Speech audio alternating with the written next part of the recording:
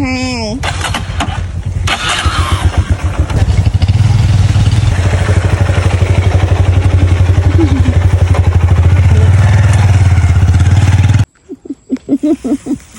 มันพูดย่อ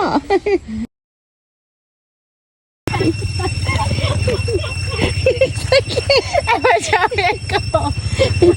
คือรถจับคนขายไอ้มาเดินพักผ่อนโก้นี่ก็เบียบสระเลยใจร้ายมันจะยอมติดมาเราทำได้โอ้ติด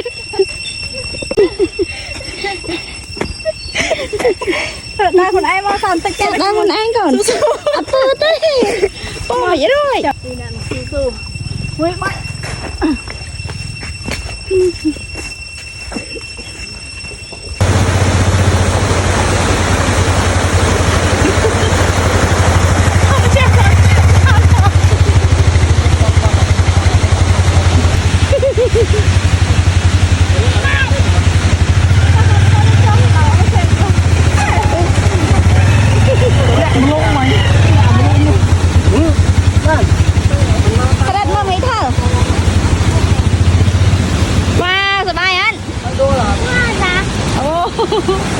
ไม่เคยได้ไว้ค่ะ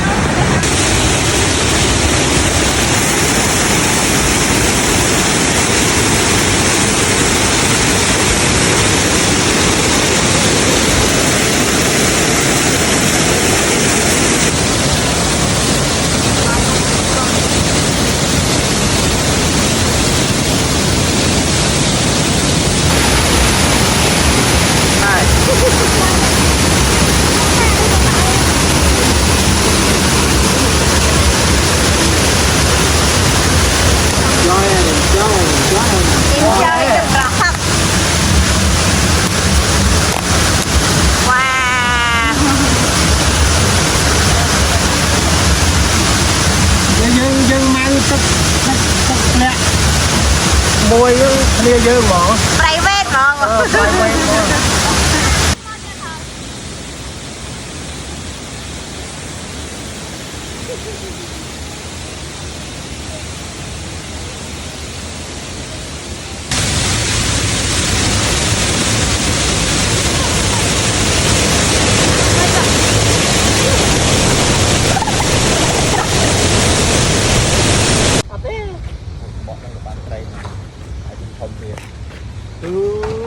โมเมนต์เนี่ยคุมจะได้